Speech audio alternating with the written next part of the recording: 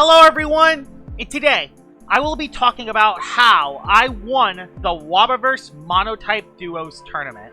The Wabaverse Monotype Tournament had some incredibly strong players such as Pid, who is a seasoned champion, Trash, who is a former Flawless Valkyrie, and Zegion, who is a past Ace and Endhive winner. I'll be going through my entire run and everything that happened within the tournament. Since this is a relatively new kind of tournament, I'll have Beh explain how the tournament works. Beh here to explain how the Monotype Duos Tourney works. The term duos in this context doesn't mean it's a doubles format tournament, but it simply means the players will be working in teams of 2 to advance as far as possible. Once all 16 players are assigned a typing via Fortune Wheel, they can decide their duo partners based on matchups they struggle into or don't want to fight.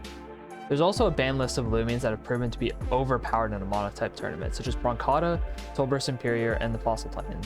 The rest of the bans are shown here. As soon as most of the signups were complete, we had a wheel decide our monotypes that we could carry for the entire tournament. I got extremely lucky and got Mono Water as my typing, which, if y'all don't know, it's probably the best monotype you can get in a tournament like this. Other players got some really good typings as well, as Trash got Mono Metal, Zegion got Mono Dark, and Pid got Mono Fire. Once all of the typings and signups were complete, we were allowed to choose our teammates. There were a lot of options for potential teammates I could pick for the tournament. We had some strong players like Trash, who was a former Flawless Valkyrie, and Pid, who helped build my Ace Season 4 Finals team. But I ultimately decided to pick on my biggest bird, Sana. The reason why I picked Sana as my teammate is 1, he's probably one of the best teammates I could get for a monotype tournament. 2, his mono-toxic typing is one of the worst matchups for mono water to deal with, so having him as my teammate would make it so I don't have to face mono-toxic. And 3, in the original monotype tournament that was hosted in the Wabaverse, Sana had the mono water, meaning he knows how to build a mono water team, so I could learn from his original team.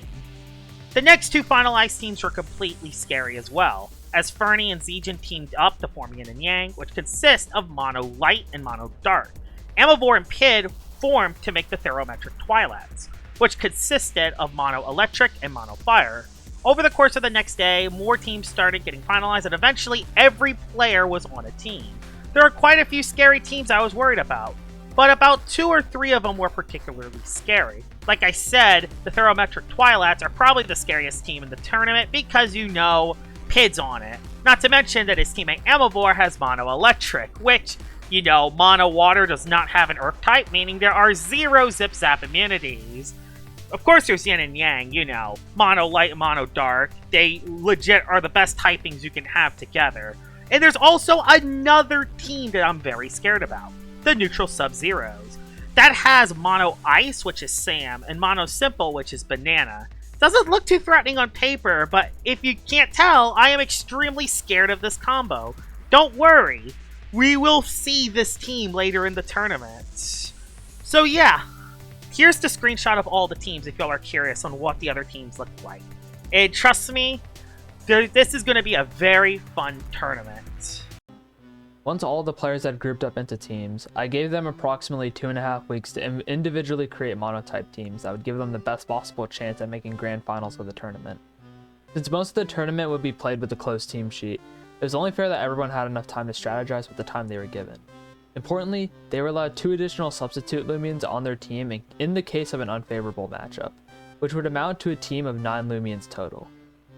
Once the team building phase of the tournament had begun, I immediately got to work crafting the best mono water team that I can possibly create. The best part about building a mono water team is that there are so many different options of water types I can add to a team.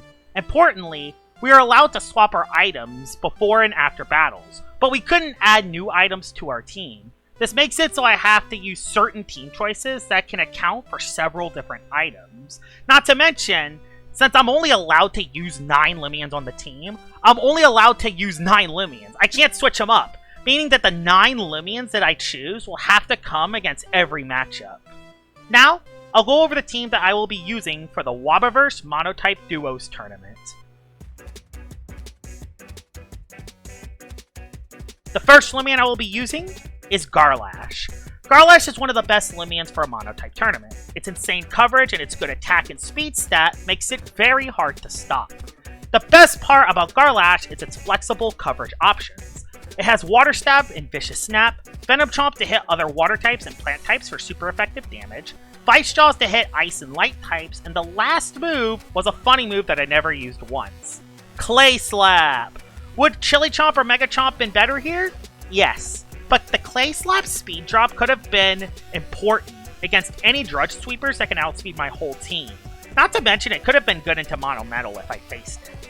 Garlash was one of the main MVPs during the run, but there was another wall-breaking water type that popped off, and it was Pronsu. Pronsu was originally not on the team, as Deludrix was the original mon I had over it. But I added Pronsu prior to team submission because not only did it have a higher range attack stat, but it had an ability that it could make it live any hit in the entire game, giving me more offensive flexibility. Pronsu's clutch ability was a big reason why I used it over Deludrix. The other moves I had on it were Shell Sharpenel, Boom Bash for ice types, Ferroblast for plant types, and Accelerate, in case I didn't use Goggles on Pronsu. Unfortunately, I used Goggles on Pronsu for every single battle I brought it in, so Accelerate wasn't clicked once. Samarine was the third mon I added, and this was a defensive Samarine. With its terrifying ability, it can switch in and lower the melee attack stat of the opposing Loomian, while the restrictive shield makes it live hits on the ranged side super well. The moves are Steel Crusher for extra damage, Wave Wrecker for stab, Thunder Chomp to hit air types, and Fade Away to pivot out of bad matchups with ease. Samarine came in clutch several times during the run, and without this mon, my team's defense would have completely fallen apart. Luminami is a must-have. Everyone knows what Luminami does. It's fat, tanks hits, and pivots out while gaining HP back. It's the typical Luminami set everyone knows and loves. Wave Wrecker, Frost Beam, Flash and Flame, and the last move I had was T-Chomp. Mega Chomp could have worked as well, but I had Thunder Chomp because I needed more help against opposing air types. The item was Restrictive Armor, which is great because I could switch the restrictive items around with Samarine. This is huge because switching items from battle to battle was the only thing we were allowed to change, so having this option to switch restrictive items around can be very clutch. Fishkarna was next, and this Loomian was brought to every battle because it had one job: keep the hazards off with its regift ability. This was extremely needed because with the clutch plushie on Garlash and the clutch ability on Pronsu, having those mons lose their ability to live a hit can change the battle really quickly. This is also my only Loomian on the team with hazard removal, as Fishkarna's Mudslide is the only removal on the entire team. The other moves were Stratagem for damage, Gulp to remove items, and Soft Water to recover HP back. The item on Fishkarna was Noxious Pearl, in case I battled against any rogue toxic types on the opposing team, and this would allow me to fire back with the super effective Stratagem. Bar Blast was a must bring. I mean, we were called the Toxic Bar Blast, so we were forced to bring Bar Blast by default. This Bar Blast set is different compared to the other Bar Blast sets I used in the past, though. It's a robust, smart Bar Blast with high explosive, making this Bar Blast actually deal damage to the opposing Loomians. The moves are Toxic Blast, Water Bomb, Rejuvenate, and Poison. Bar Blast item was a Volt Pearl, but I rotated its item a lot during the tournament, with even thoughts of bringing a Goggles Bar Blast at some point. Sadly, that never came into play. However, Bar Blast importantly gave me an alternative melee tank in matches where Samarine's health needed to be saved for later. Maulmerc was the plant type of choice. This is needed because we need a Flash and Flea immunity on the team. Maulmerc works perfectly because it's another fat Loomian that can also place hazards on the field. The other moves were Driving Force to force Loomians off the field, and Photosynthesis to heal back up. But the last move was a mistake. While making the team, I was originally going to use Marsh Wave for consistent damage, but I added Wave Wrecker by accident. This made it so I was using a frail Maulmerc all turning, meaning my Maulmerc was weaker. But don't let that fool you. This Maulmerc is a machine, and with Wave Wrecker doing less damage, gives it a higher chance to daze the opposing Loomian. I know this doesn't actually improve the odds of a daze, but let me cope with this team sheet error and call it a day. Health Emulate was used to gain consistent HP back, and this wouldn't be my only Loomian on the team that could set up hazards. Aklos is the next mon on my team and my first substitute of choice. as this is the Mon that can set up late game and clean up any low HP Loomians with ease. I used Aqua Body as its ability because I don't want to get burned. If I get burned, Aqualoss just doesn't do any damage. The moves I ran on it were Wave Wrecker, Ice Hammer, Drudge, and the last move was Gnarly Gash, as I needed more help to hit light types. The item was Specialty Boots, but I never ran Specialty Boots on Aqualoss. I mainly just used it to sub the item out into Garlash, so it was the Garlash that used Specialty Boots most of the time. This Loomian didn't show up often, but man, if it had a good matchup, it could often win the game on the spot. My last Loomian was a toss-up, as Cannonball would have been very good for more Brawler-type damage, Ventation could have given me another way to remove hazards, and even the Humble Scampy was up for consideration. But my last option was needed to give me a chance versus some of my worst matchups. The final Loomian I chose was Skellig. It's not a popular choice, but there's a specific reason why I needed to add Skellig to the team. This Loomian was added to give me a great matchup in the Mono Spirit, and at least a playable matchup into Mono Electric, as this is one of the few Loomians on my team that isn't weak to Electric. The moves I used were Wave Wrecker, Primal Slash, Drudge, and the coverage move of choice was Mega Chomp to hit Plant and Light types. I used Brute Force as Skellig's ability, and Power Cuffs to improve Skellig's damage even more. This was my trump card for the entire tournament, and hopefully it can be used to great effect during the tourney. This was my final team, and it looks really good. The trickiest part about the team is, 0 Zip Zap immunities. That's going to be very tricky when you have no Earth types to choose from. That doesn't even mention that my team is extremely top-heavy. If the Fish Karna gets overloaded, my whole team structure could fall apart really quickly. But if I can keep the hazards off, I have a good chance of winning against any matchup, so I feel pretty fine with Fish Karna on the team. Finally, I submitted the team and waited until the brackets were posted.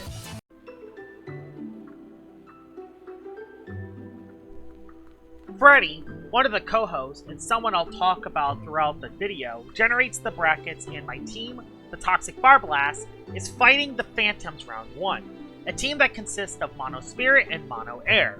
Importantly, since the round 1 matches were a best of 1, only me or Sana would have to fight, and we had to choose wisely since we could face either typing. I decided to represent the Toxic Barblast for round 1, fighting Literally Real, who has Mono Air representing the Phantoms. This round has 4 matches, and I'll be fighting second. So depending on how the other matches play out, could determine how the rest of my tournament run could go. First match of the tournament has Sam, who is Mono Ice, versus WhiteMyth, who is Mono Brawler. And despite Sam having a severe type disadvantage, he clutches up against WhiteMyth, and the neutral Sub-Zeros move on to the next round. Heading into my matchup versus Literally, there were a few Loomians that I was really worried about. Snagoop hits everything on my team for super effective damage. Avatros can get 1 Brawn boost and win the game on the spot. Whippledrift can get a hasten to hit me with super effective grass-type moves, and Goggles Dragodine can hit everything on my team for a lot of damage. Thankfully, I have a lead option that does well into Literally, and that is Fish Karna. Fish Karna beats all of Literally's potential leads, as with Noxious Pearl, it lives Snagoop's Muck Blast and hits it with a super effective stratagem in return, and into Gandervale, it can do even better. Fish Karna lead is always the best play, as it literally beats any of Literally's lead.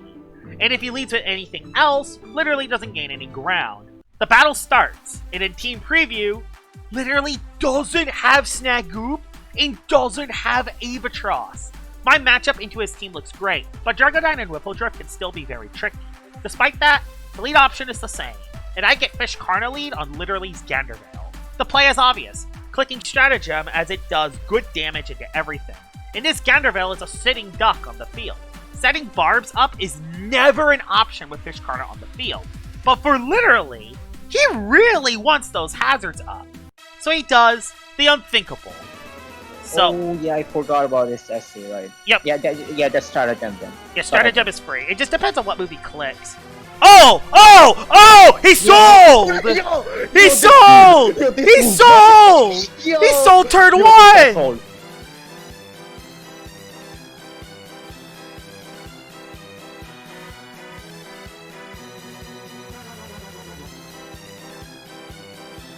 Yes! Icicle traps. on a mono water team with Fishkarna while using mono air. This might single-handedly be the worst play I've ever seen a player do. In this play, single-handedly lost literally the game turn 1. Stratagem gets the Ganderville down to yellow, and when it rains, it pours, because literally plays poison barbs on turn 2 of the game as well. Literally wasted his Ganderville for nothing. Nimue comes in and crits my Fishkarna with Lusterloop, but I gulp his Light Essence, meaning that the Nimue has no item for the rest of the game. I switch Fishkarna out into Samarine, as literally clicks Teardown? Not Gust? First of all, why no Gust? And second of all, why would he try to get hazards up if Teardown was your removal? What's the game plan here, man? I Thunder Chomp for a few turns and literally eventually switches into funny Whippledrift, while I hit Steel Crusher on Whippledrift for a little bit of chip. Now Whippledrift after a Hasten, Magnify, or Glide Boost could legit win the game on the spot, but unfortunately for literally, this Whippledrift set is utter doo-doo garbage, as I will show y'all this legendary clip. Can I click Fade Away? Yeah, we can click here. He's probably gonna set up immediately. He does have health ability though. Let's see. Stat plan. He stalled! Oh my god, so we know he stalled out. Oh, good. We know he stalled. Yeah. So I have... Okay. Yep. Stall Whippledrift. Why did he bring this? I don't know. The world may never know. I fade away into Garlash, and I Venom Chomp Whippledrift for like 2 minutes before I gave up and switched into Fishkarna, but he doubles into Odiaga. Unfortunately, I have no Frost Beam, so I don't do much to Odiaga. I tip Odiaga as he sets up in a haste, and then I misplay by clicking Soft Water, hoping I could live 2 Odiaga hits. But Odiaga reveals Thunder Strike to hit 2-hit KO Fishkarna. I go into Pronsu, and despite Bane of Haste being up, it is only up for 1 more turn, and I have the clutch ability to always survive 1 hit. Odiaga uses Psycho Blast, not splitting Headache, on Pronsu, and I crit his Odiaga with Shell Sharpenel. His Nimue comes in, and I get his Nimue down to 1 HP before Pronsu goes down to a Flash and Flee. Literally goes into Whippledrift, as I reveal the clutch plushie Aklos in the back. If I get 1 Drudge, I will win the game. I Drudge on the Whippledrift as literally misses Sat Plant on the Aklos, conserving its clutch plushie. That's what happens when you don't use the Glide set. Aklos spams Ice Hammer, and I clean up literally, winning my first Monotype Tournament game. And moving on to the next round, unfortunately, for the Phantoms, they would never recover after that performance versus me. Following Josh's battle, we had 2 more matches in the winner's bracket as well as 2 more in the loser's bracket in order to conclude the round. Crocoro, representing Mono Earth from the Life Tuners, defeated Eyesmall, representing Mono Bog from the Smart Bumble Eyes, with a brutal hazard stack sweep. Meanwhile, Ferni, representing Mono Light from Yin and Yang, defeated Amavor, representing Mono Electric from the Thermoelectric Trilats, with a late game Lantors. For the losers bracket matches, Amavor managed to defeat MemeandYeet Boy, who is representing Mono Spirit for the Phantoms, which led to the Phantoms being the first team eliminated from the Monotype Tournament. Trash, representing Mono Metal for the Trash Thinkers, defeats B, who is representing Mono Mind for the Smart Bumble Eyes, which led to the Smart Bumble Eyes also getting eliminated. With 2 teams knocked out, this left 6 teams remaining in the tournament. However, while round 1 was going on, there was some drama going on with one of the players, Banana, which led to him getting kicked from the Monotype Tournament and replaced by a new player named Aolyvul. After that feud was resolved and the round ended, we were able to begin phase 2 of the tournament.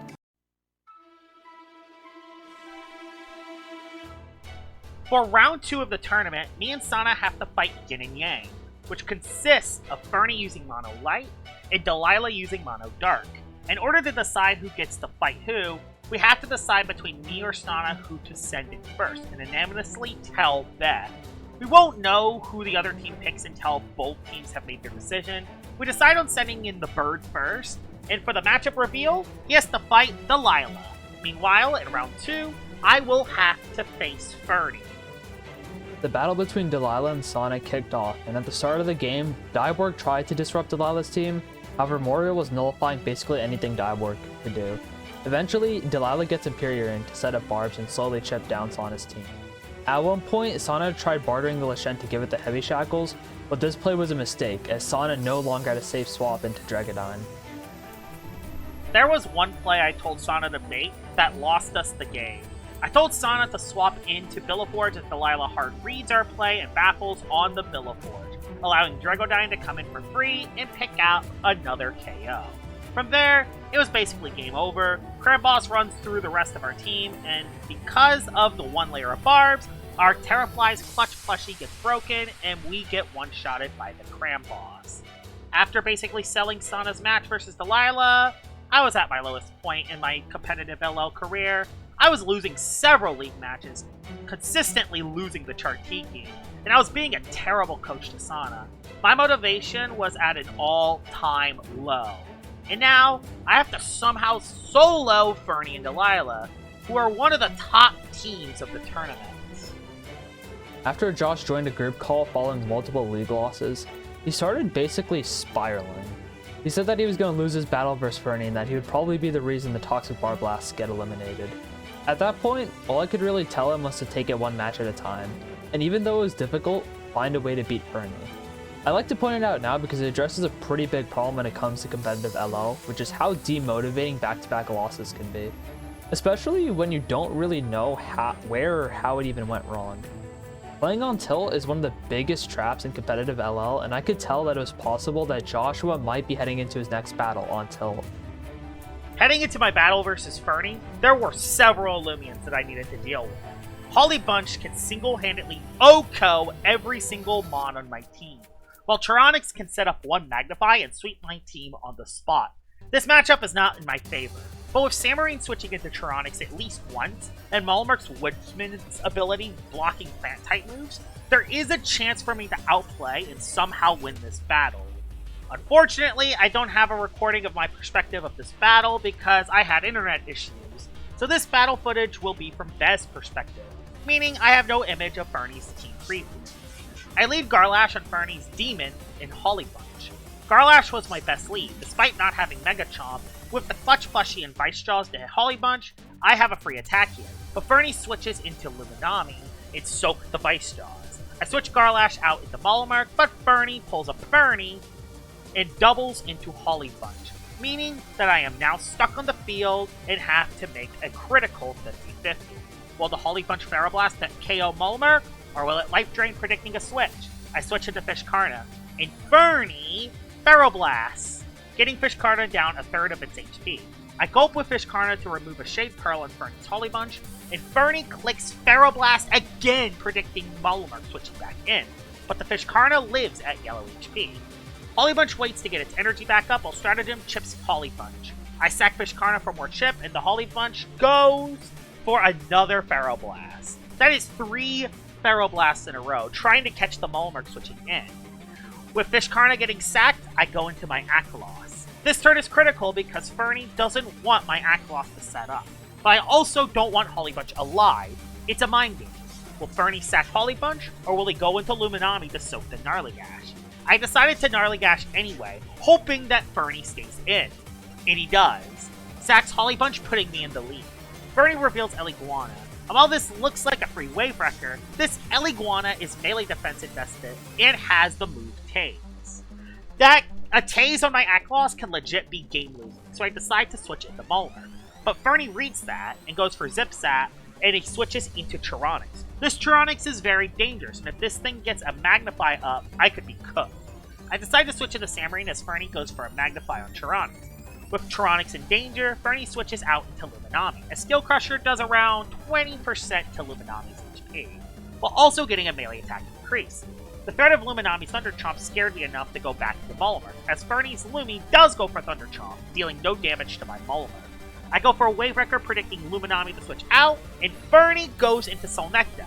And the Solnecta gets Daze. I decide to test my luck and get Barbs up, and Ferni risks the Daze chance, and of course, he hits himself as I get Hazards up. Solnecta does snap out of the Daze next turn though, but it sets up a Palm. Bad move because this time on Malmark, I click Driving's Force, forcing out the Solnecta, and Tyranix comes back in. As I go into Samarine, Ferni doubles into Eliguana looking for free Tase or Zip Zap. No risk here. I go Malmark as Eliguana Zip Zaps out into Solnecta. Solnecta stays in and clicks Ferroblast on my Malmark, doing around 50% of my HP. But Driving Force brings Solnecta down to 1 shot, as Eliguana is forced back in. This is perfect. Eliguana removes hazards with Mudslide as I click Photosynthesis to get Molark back to full HP. Ferni switches Eliguana back out into Tyranix as I rest with Molark to get back to full energy. I switch into Samarine again as Tyranix yet again clicks Magnify, and the game comes down to this.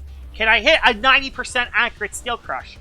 Thankfully, I hit the Steel Crusher, doing over 60% of Tyranix's HP, while at +2, Phantom Blast from Tyranix only does around half to my Samarine. I Steel Crusher again as Ferni switches out into Luminami, but this time, I show no fear. I stay in on the Luminami clicking Wave Wrecker, and Ferni switched into Solnecta, and he lost his Solnecta on the spot.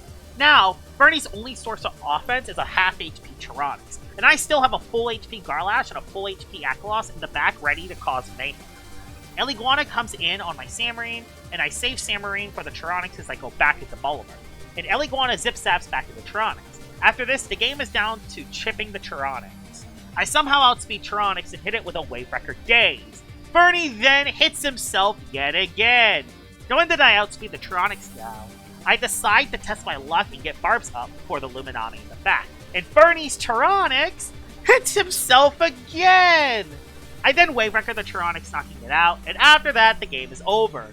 None of Ferni's mons can break through Molark, and my Akalos and Garlash can clean up the rest of Ferni's team, leading to a forfeit on Ferni as I win yet again, going 2-0 in the tournament. But remember, we still haven't won the week yet, as I still have to somehow beat Zegion, who is using Mono Dart, which is considered to be one of the best typings in all of Loomian Legacy.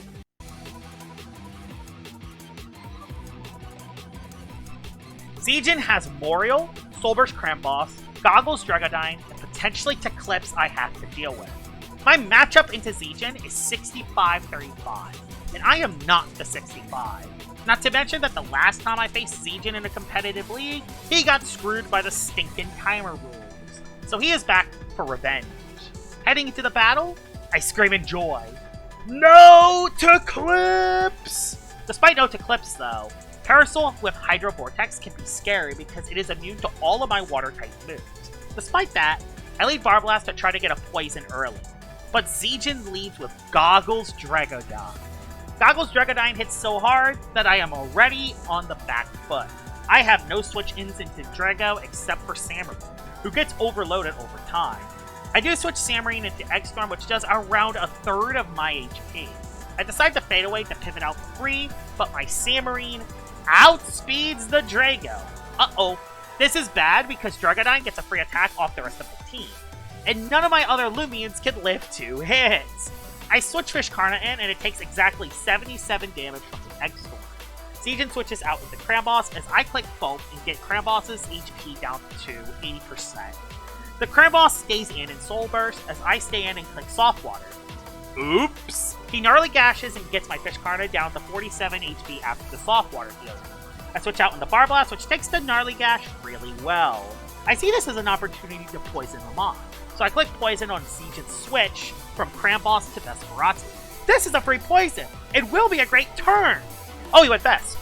Did he not bring Boreal? No. Very good. Did he not bring Boreal? Okay, it's on our timer now. Okay, so his Vest is on a timer. Oh. What? This is defensive. Oh my god. If it wasn't Mysterious Dust, of course. The one Mysterious Dust Vesperati. And it procs turn 1. Yep, that happened. Vesperati clicks Slapdown to remove my health amulet, while I Water Bomb the Vest, bringing it down to 55% of its HP. Zegion switches Vesperati out into Drago, as I heal the Barblast back to full HP. I see this as an opportunity to chip Dragodine, so I stay in, taking half HP from Drago and getting Dragodine down to near half HP. I switch Barblast out into Samarine as Dragodine's Eggstorm gets Samarine down to 82 HP. I decide to risk the game and click Fade Away. And Zegion switches into Moriel, which takes some chip, and my Samarine switches into Pronsu. This play will determine the game. Pronsu's Shell Sharpen now OHKOs Moriel in 1 hit, but if Zegion has Parasol in the back, I lose a lot of ground. But Ferroblast does nothing to Cramboss, and it doesn't knock out the Moriel either. But Zegion could stay in, and just break the clutch ability on Pronsu with Jolt, making it easier for Crambos to cook late game. I decide to call the play of Moriel staying in, so I click Shell Sharpen Out. Zegion does stay in, and Pronsu goes first! The Moriel doesn't have Jolt, and I OHKO the Moriel! This play has given me the lead as Zegion goes back into Crambos. Shell Sharpen Out doesn't quite OHKO the Crambos from this range, but I have one play that covers the Soulburst Crambos. I switch Fish Karna in as the Crambos KOs the fish. I switch back into Pronsu, and now Boom Bash is free. The Soulburst Crambos Gnarly Gashes Pronsu, and it brings the Pronsu down to half HP. But the Boom Bash gets the knockout on Soulburst Crambos. Zegion then reveals his last mon, and it was the Parasol. By the way, his Parasol is specialty boots. I didn't want to risk losing the game on a boost Parasol, so I switched Luminami in. Luminami eats the Thunder Crash from Parasol with ease. Since Zegion didn't bring to Clips or Lashent, Flash and Flee is free! And I get free damage and momentum on Zegion's team. Some repositioning happens, as I sack Barblast to Parasol, and Zegion sacks Vesperatu to Luminami.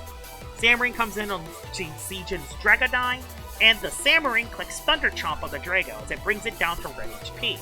But the Samarine lives another hit at 13 HP. I KO the Dragodyne, and at this rate the battle is over. Zegion takes too much recoil damage on Parasol, and I beat Zegion with a healthy Luminami in the back. This makes me 3-0 in the tournament, and this also makes the Toxic Barblast win the round, as we advance into winner finals. Following the Toxic Barblast upsetting Yin and Yang, we had one more winners bracket match and two more losers bracket matches. For the winners bracket match, the neutral Sub-Zeros managed to clean sweep the Life Tuners, which makes the neutral Sub-Zeros, being Mono Ice and Mono Simple, the next opponents for the Toxic Barblasts. For the losers bracket matches, in a shocking turn of events, Delilah with Mono Dark loses to Trash with the Mono Metal, which led to Yin and Yang being eliminated.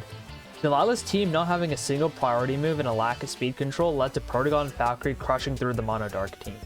For the Life Tuners versus the Thermoelectric Twilats, Pid, representing Mono Fire, decides to do his first battle of the tournament against Crocoro, representing Mono Earth. In probably the quickest battle of the entire tournament, the team that moved on was the Thermoelectric Twilats. Pid made the battle look like a cakewalk, and the Life Tuners got eliminated from the tournament, leaving only 4 teams left. Heading into the winners finals, our opponents are the neutral Sub-Zeros, and this was one of the teams I was fearing the most, mainly Sam's Mono Ice team. The reasons why are his Soulburst Crambos and Thawmin. Soulburst Crambos can get hazards up and stop any chances of my Mons setting up for a sweep, and Thawmin not only hits everything on my team for super effective damage, but it also hits everything on Sana's team for super effective as well. If the Toxic Barblast want to win this tournament, we need to somehow beat Sam's Thawmin. We decide our matchups, and it's going to be me versus Sam first, and then Sana versus Aolyvul second. But before our battles, Sam decided to talk some smack to Sana, basically calling Sana a chicken, and then dropping the line, hiding behind Josh. Oh heck no! Insulting the bird is a no-go for me. Amavor would join in, and Sana and Amavor would battle each other, where Sana would defend his honor and defeat Amavor with a Terrafly sweep. If you want to watch how that battle played out, the video is up on my channel, link in the description below. So, here's the situation. It was the Toxic Barblast and the neutral Sub-Zeros in the winner bracket final. And while neither of us would get eliminated for losing this set, the loser would have to face whoever wins between the Twilats and the Trash Thinkers. The Trash Thinkers have Trash, who is currently on an MVP run with his Mono Metal team, and the Thermoelectric Twilats have Pid's Fire-type team and Amavor's Electric-type team. Both of these teams are pretty scary, so if we win this set, we won't have to face 2 of the 3 remaining teams. Me and Sana had a lot of time before we had to fight, so we waited for the losers bracket matches to finish. For the losers bracket round 3, we had the Thermoelectric Twilats versus the Trash Thinkers. Game 1 kicked off with Pid vs WhiteMyth, where Mono Brother lost pretty convincingly, and that put up the Thermoelectric Twilats up 1-0 in the set. Next up was Trash with Mono Metal facing Amavor with Mono Electric, and shockingly, Amavor did not bring Electric Guard Drone, which allowed Tyrex and Valkyrie to tear through his team, and Trash managed to tie up the set 1-1. I learned after the fact that Amavor was told by PID not to bring Electric Guard Drone because it was quote-unquote too slow. Game 3 would be between PID using Mono Fire versus Trash using Mono Metal, and it was one of the craziest battles I've ever seen. Nevertheless, Trash manages to pull off one of the greatest upsets ever and eliminate the Thermoelectric Twilats. Heading into the battle, I made a huge item switch up. I decided to give Luminami the restrictive shield so I could live multiple Thaumin hits, and I placed the clutch plushie on Samarine to always survive one hit, and the restrictive armor was placed on Fishkarna to live Solber's Krampus and Timber. Alright, let's do this. The thing that's good... Oh, I don't want to bring my MemeandYeet team by accident. That would be a bad idea. Nah. That would be a funny joke, but we're not doing that. Let's do it. The battle starts, and Sam's team looks very scary. Despite that, I decided to bring Mulmerg as my 7th Mon so I could force the Thaumin lead. Having it on Team Preview basically forces a Thaumin lead on Sam, since without a Thaumin lead, Barbs and Driving's Force will easily chip his entire team into range for Pronsu and Garlash. Not to mention the risk of potentially losing Foresight on Thaumin. By leading Luminami on Sam's Thaumin, I can threaten to break the Foresight on turn 1, which is exactly what I do once the game starts. Sam switches Thaumin out to Festifer, as Luminami's Flash and Play is blocked, meaning that Thaumin's Foresight is still intact. I switch into Barblast as Sam doubles into Icicle. I click Water Bomb on the Icicle, predicting him for switching in, and I get the read right. And since I was Power Cuffs Barblast, I dealt some really good damage to the Himber. I switch out of Barblast into Restrictive Armor Fishkarna, and it soaks the Yeti's Wrath with ease. The next 5 minutes of the battle is just positioning Barblast and Luminami into position against Sam's Himber and Festifer, and let's just say that Toxic Barblast like to stall. After some stalling, I get Festifer and Himber down to red HP, as I sacrifice the low HP Barblast for a free switch into Garlash.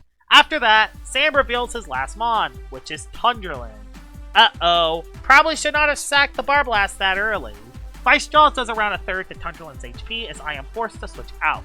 I switch Garlash out into Fishkarna as Tundraland heals up with Rejuvenate. With the threat of Gulp stealing Tundraland's item, Sam decides to sack the low HP Himber to Fishkarna, as Thaumin is brought in at full HP. I sack Fishkarna as I go Garlash for a free Vice Jaws yet again, but Sam goes back into Tundraland and this forces the same Tundraland play again. I bring my Luminami in, as the Tundraland clicks Rejuvenate again. I click Flash and Flee, but Sam blocks it with a low HP Festifer. Thankfully, my Luminami outspeeds his Festifer, and the game is tied 3-3. Sam's Thaumin comes back in, and the game is down to if a 113 HP Restrictive Shield Luminami can live a Goggles Thaumin hit. And thankfully, it does, with 37 HP left. Flash and Flee breaks Foresight on Thaumin as I bring Garlash back into the game. Sam then switches into Tundraland again as Vice Jaws does around a third to Tundraland's HP yet again. I switch Luminami back in, and it lives a +1 body crash with 13 HP left. I click Flash and Flee, trying to sack Luminami to get a free switch into Pronsu, but Sam surprisingly clicks Rejuvenate on Tundraland. This major misplay allows my Luminami to stay alive and Flash and Flee on the Tundraland, letting Pronsu in for free. I click Shell Sharpen out twice as Sam sacks his Icicle to the Pronsu. When he goes into Thaumin, I sack the low HP Luminami and get a free switch into Garlash. At this point, the game is over, as the Tundraland is way too low on energy and the Garlash KOs both the Tundraland and the Thaumin. This gives me my 4th win of the tournament, and it gives us a 1-0 lead against the neutral Sub-Zeros. Despite having a type advantage, that battle was probably one of my most difficult ones yet. If Sam brought Krabos or even Wintrix, that battle could have gone very differently. Now, I have to hope that Sana can punch her ticket to the grand finals. Sana's battle with Aolyvul takes place, and it goes pretty roughly at the start. He loses pretty much all of Diaborg's HP for a little chip into Aolyvul's team, and fails to get Terrafly into a position to sweep. He tries to use Barblast to poison stall, but Aolyvul reveals a secret tech that he was hiding all tournament, Wonder Herb Bywarned. Pretty much all of Sana's options were slowly getting shut off, but Rancidor does end up in a potential position to reverse sweep, However, Servalin's Adaptive Assault KOs the Rancidor, and from there it was pretty much game over, as Halvantic does not do enough damage to Aoly's Dainuki. And once again, the Toxic Bar Blasts have to go to game 3.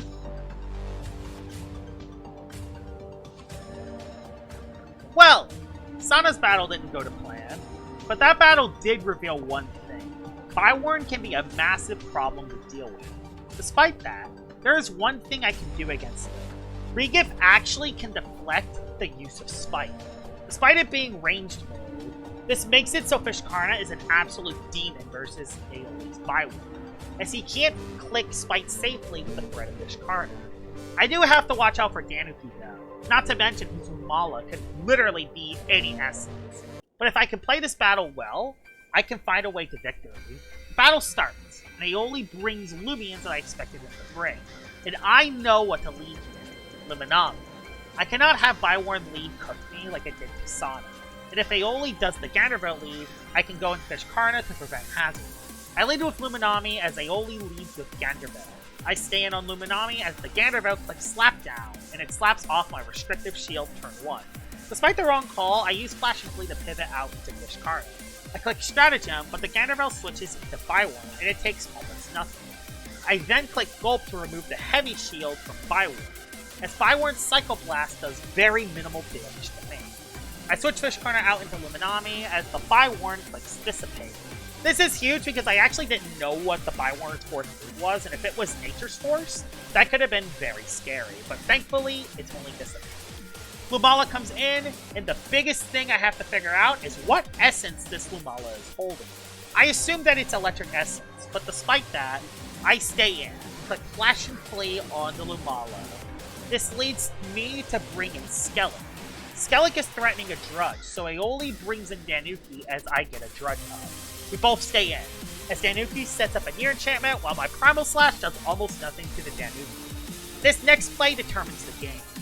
Will he barter a potential Heavy Shackles or emulate into my Skellig? Emulating is scary because it can copy my stat moves, but that gets destroyed by Primal Slash by Skellig.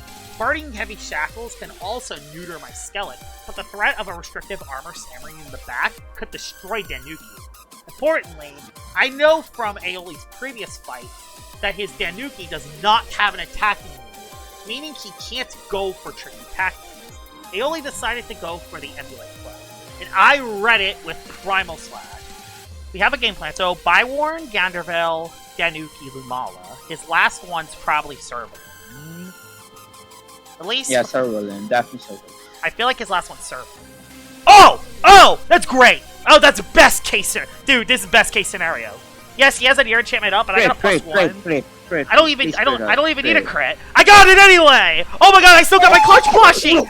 Oh my god. Alright. No more Dainuki. Yes. Oh my god, this is no so more good. Dainuki. This is actually so good. No more Dainuki. Oh no my more. God. Thank you, Skellig, which crits.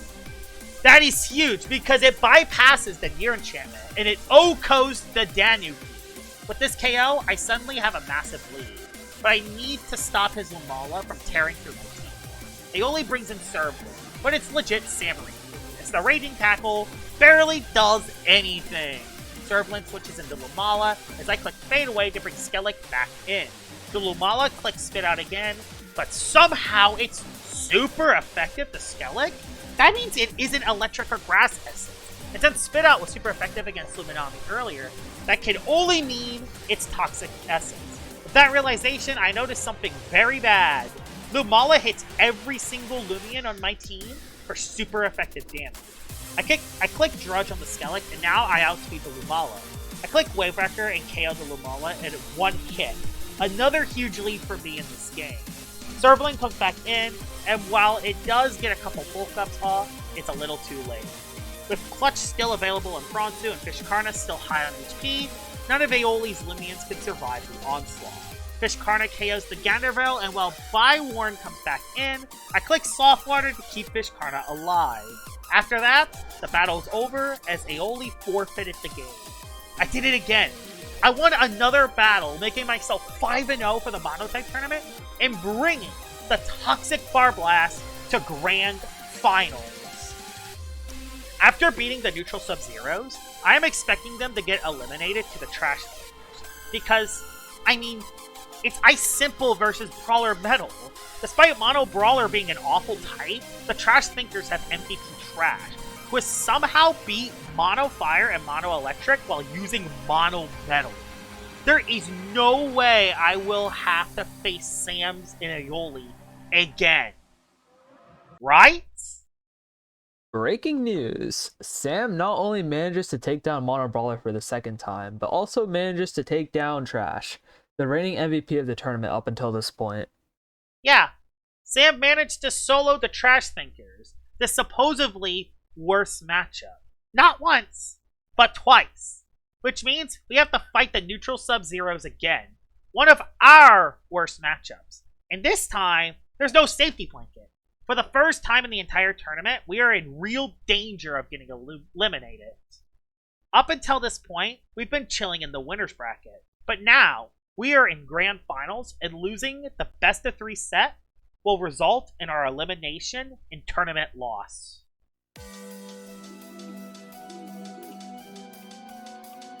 Grand finals would consist of 2 different phases. The first phase was the duo type showdown. The winner of this duo type showdown would decide the matchups for the best of 3 in the second phase. The showdown would consist of teams not just restricted to 1 type, but restricted to 2. The 2 types were decided by whatever monotypes the team pairings had. The Toxic Barblasts were restricted to Water and Toxic, while the neutral Sub-Zeros were restricted to Simple and Ice. They were allowed to use different sets on their Loomians, but out of the 18 Loomians on each duos' teams, they had to form a team of 7 from their original 18 Loomian. This battle was going to be represented by Sana from the Toxic Barblast and Aolyvul from the neutral Sub-Zeros, since they both had the lowest record on their respective teams, and this battle was an opportunity to improve their record. Since this was a duo type battle, Sana now has more options to build a team with. This is huge because his original monotype team had a lot of flaws, and having the options to change his sets will 100% help him. The biggest change was changing his Terrafly from Bug Fever to Ambush. Ambush Terrafly is a mon that can destroy both Mono Simple and Mono Ice. So if there is a mon that can give Sana his first monotype win, it would be Terrafly. His other 4 mons that were brought were Luminami, Samarine, Dyborg, and Akalos. Aoly's team is basically Mono Ice with Serval, so we do have a huge advantage here. The battle starts, with Aoly leading with Himber and Sana leading with Luminami. Aoly switches Himber out into Festifer, while Luminami clicks Tsunami for almost 0 damage. Sana makes an aggressive read and switches into Terrafly on a Festifer attack. Thankfully, the Christmas tree clicks Earthquake, and the Terrafly only takes 35% of its HP. Now, Unga Bunga Terrafly does a thing. Aoly switches Festifer out into Himber, and he gets O-code by an ambush-boosted Rough Up. Thaumin comes in, and let's just say that our whole entire team auto-loses to Thaumin. Sana switches Terrafly out into Dyborg, while the Thaumin clicks Psycho Blast, only doing a 4 for Dyborg's HP. Aoly switches Thaumin out into Icicle, but the Dyborg clicks Steel Crusher, which does almost half to Icicle. We switch Dyborg out into Luminami, but the Icicle gets critical hit with Thunder Chomp, getting our Luminami down to yellow HP. The next turn was surprising. The Luminami outspent the Icicle? It does some chip with Flash and Flame, but the Icicle can baffle out for free, which means more Thaumin! Sana switches Terrafly out into Samarine, but he only calls the Thunder Strike. Even worse, it got a critical hit, so the Samarine was super Omega dead. Despite that, this gives Dyborg a free switch hit, and Steel Crusher on everything is free. Aoly switches to Icicle as it gets a 2-hit KO from Dyborg's Steel Crusher. Thaumin then comes in, and we sacrifice Luminami to get tank back up on Dyborg. Sana then pops off. He switches out Dyborg into Terrafly predicting a switch, and Aoly switches into Servalan, giving Sana a free KO. Rough Up gets Servalan to red, and Aoly makes a huge misplay and clicks Servalan's Body Crash for relatively no damage. If that was Raging Tackle, it might have been game over. But this mistake from Aoly gives Sana a way to win the game. Servalan goes down to another Rough Up as he goes back into Thaumin again. Sana stays in and clicks Rough Up as Aoly makes another critical mistake, switching out into Festifer and sacking it to the Terrafly. It's now Thaumin versus the world. Thaumin KOs the Terrafly as Sana goes into Dyborg, We Mega Punch to disable Foresight, and the Thawman KOs the Divor, giving us a free switch into our full HP Aolyvul. Aolyvul KOs the Thawman, and Sonic gets his first Monotype Tournament win. His reward for winning the match was the ability to decide the matchup he will get for the Grand Finals. And the matchups he chose was me rematching against Sam and Sana facing Aolyvul again. This is scary because I have to deal with Sam's stupid Thawman of Doom again, but the Grand Finals are different. That allowed us to change our sets going into the final match, and this gave me a huge advantage. I gave Aolyvul Rogue Assault to hit everything on Sam's team for super effective damage, changed my Samarine set to rev up in Vice Jaws, and also made my Fish Karna more melee bulky to live from Himber and Soulburst Cramboss a little bit better. My game plan versus Sam is the same as last time. Don't let Thawman win, and hopefully have enough resources left to not lose to the Soulburst Cramboss and Himber. The battle starts, and Sam brings the same 7 from the last time we faced.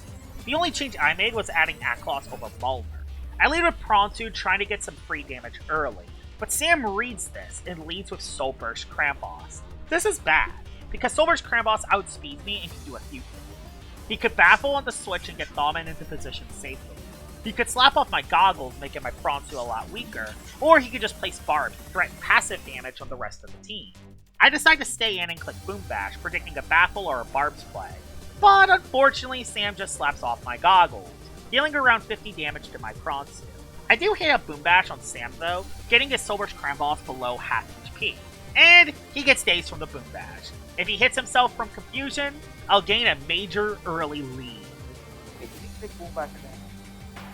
Never mind, he hits himself with a daze. Well, Soulburst Cramboss is dead already.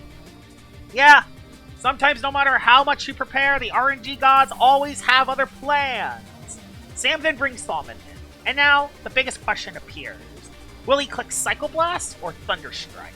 Luminami comes on in, and Sam clicks Psycho Blast, doing only 77 damage to my Luminami.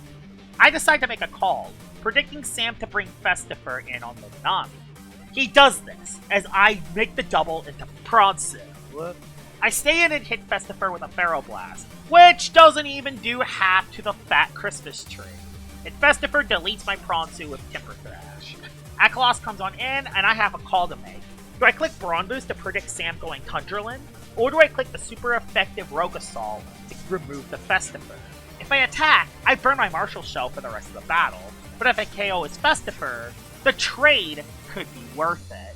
And the Festifer stays in, getting Oko. But without the Marshall Shell, I can no longer easily remove Sam's Tundrland. Despite Tundrland being a free switch-in, Sam just goes back into Thawman, trying to make Thawman win the game on the spot. Luminami switches into Thunderstrike, which gets Illuminami down to 57 HP. Everything on my team dies to Thunderstrike, so I decide to go into my clutch plushy Samarine, who lives to Thunderstrike at 1 HP. Unfortunately, Samarine is slower than Thawman, meaning Thawman can just knock out the Samarine for free. Except I reveal Dodge, which not only wastes Thawman's energy, but I also get a rev up speed boost, which is important to outspeeding the Thawman next turn. Sam is forced to switch out, and he reveals Tundrland, who only takes a fourth of its HP from Samarine's Vice Jaws. I swap Samarine out into Restrictive Armor Fish Karna, and it only took 53 damage from +1 body crash. We both decide to remove items next turn, with the Gulp removing the Tundrland's heavy armor, while Tundrland's Slapdown removes restrictive armor on Fish Karna. The next play was huge for me. Stratagem gets Tundrland in range for one more stratagem, but Sam blunders, and instead of healing with Tundrland, he attacks with Body Crash. Not only does this keep Tundrland at low HP, but the Fish Karna lives the Body Crash yet again, living at 39 HP. The reason why the survival matters is because I'm playing to one particular win con, Thawman's energy. Sure, Sam has attacked me a lot with that Thawman, but that comes at the cost of so much of its energy. If he tries to gain energy, I'll break his Foresight and he'll have nothing to outspeed the late game Aolyvul. He goes back into Thawman as I sack Fish Karna to Thawman's Thunderstrike. Luminami comes back in, and it has 108 HP left. Can it live one hit from Thunderstrike?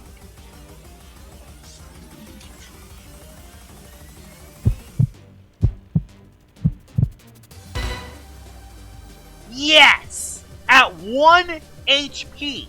This is amazing because not only does the Thawman run out of energy, but I also remove his Foresight with Flash and Flame. This play gives me a free switch into Aklos, and I get a free Drudge on the Thawman. But Sam does have one more out. He switches his Thawman out into Himber, and if his Himber can live a +1 wave record, he could potentially win the game with the combo of a Rogue Assault and a Quick Punch. He could have Rogue Assault actually, so I'm just going to use this as an opportunity to click Wave Record. I assume he's that set, so I'm just going to do this. Oh! He's crit. That's it. That's the ball game. That's the ball game! That's it! Oh no! GG! That crit mattered! That crit mattered! I feel very, very, very bad for Sam. The RNG gods have decided to completely screw Sam over. With Himber dead to the crit, the battle is over, as Thawman is completely out of energy to get another attack off. I completely RNG Sam in Sam's Grand Final, and this puts me at 6-0 for the Monotype Tournament. Although the end was kind of anticlimactic with Sam's RNG completely screwing over, I have managed to put us in the lead for the Grand Finals. After the battle with Sam was over, Freddy heard about the total RNG fest and started absolutely crashing out, saying Sam should have won and demanding a redo of the battle. This crash out from Freddy gave me even bigger incentive to win the Grand Finals. I wanted to see Freddy's reaction if I win the whole thing. Since we're 1-0 in the set against the neutral Sub-Zeros, if we win one of the next 2 games, we could be the Monotype Duos champion. We had a chance to end off the tournament with us being champions in this very next game. Now, it's up to Sana. Can Sana win it for the Toxic Bar Blast?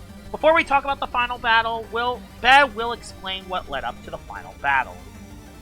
The night before Sana's battle, I was in VC with him helping him practice for his battle, since Josh was very busy with league battles and work.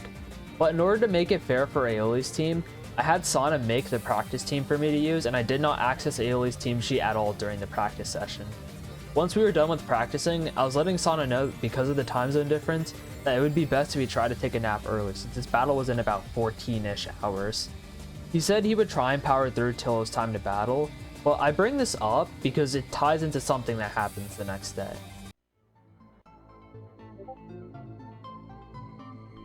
Game 2 of Grand Finals is Among Us, and Sana's Mono-Toxic team will be up against Aoly's Mono-Simple team. This is a big match. If Sana loses this game, we will have a second duo-type battle for Game 3. Despite me having Thawman and Soulburst Crabboss in my nightmares again, I have full trust that Sana can win this battle. Mono-Toxic has a good matchup into Mono-Simple, especially with the team changes Sana did before finals. He made his Swolder much more offensive, giving it Brawn Boost with Counterpoise, and 2 health draining moves in Parasitize and Vital Jab. He also switched Terrafly's ability to Ambush, and gave it the Specialty Glove to punish Aoly from switching. Swolder and Terrafly can tear through Mono Simple if we can get Chip on Aoly's whole team. However, when it comes time to battle, Sana is nowhere to be found. We tried getting him online, but after a half hour, he's still not there. This is bad. The longer he takes to get on is the more time the neutral Sub-Zeros have time to prepare, which means less prep time for us. Let's just say Sana is being a true Toxic Bar Blast here. After an hour though, Sana finally shows up. Turns out he overslept due to time zone conflicts, so yeah, it was definitely unintentional. We get the battle underway. We are now minutes away from the battle that could win us the entire tournament. Despite everything Sana has gone through this entire tournament, all of the early losses, lagging out in the middle of a match, in the words of Sam, hiding behind Josh, Sana has been an amazing teammate for me this entire tournament. Not only was he there during all of my battles coaching me to my wins, but he was there when I was at my lowest of lows. When it fell on me to somehow solo Yin and Yang, he's always there in the Wabaverse talking about potential game plans going into every battle.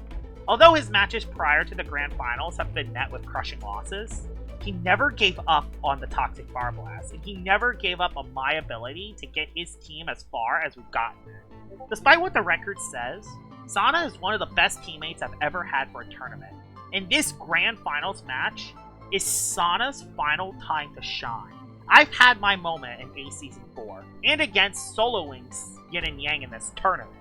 But now, it's time for Sana to have his, in the grand finals of one of my best tournament runs ever. Let's show the neutral Sub-Zeros why you never messed with the bird.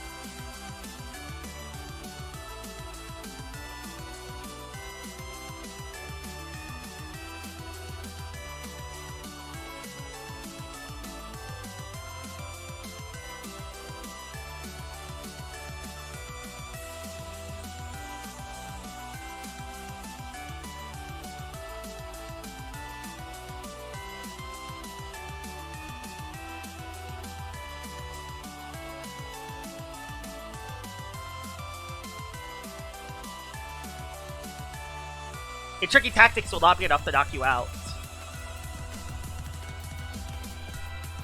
Why don't we're just gonna recover all of our health with Vital Jab. Yep, Vital Jab is the best play here.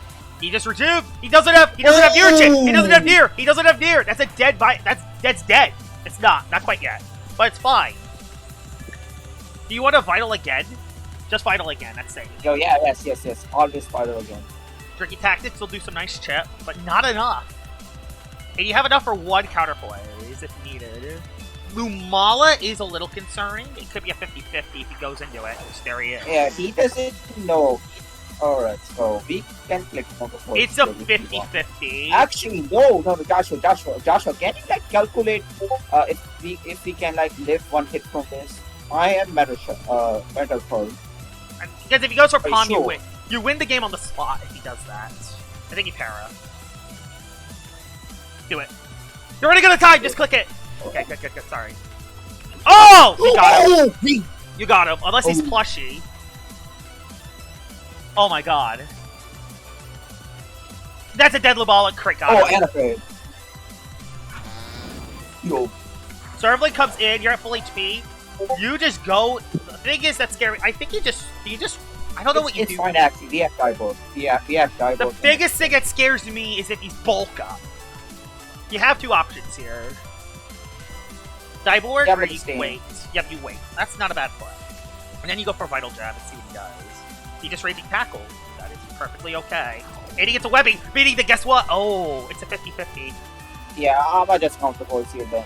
Get counterpoints. Even though he'll just go for Adaptive, but that's besides the point. Oh, you hit him! Oh my god. Okay, he lived, it's fine. Oh, he recoils! Oh no, boat-headed. It's fine. Because guess what? You go, hold on.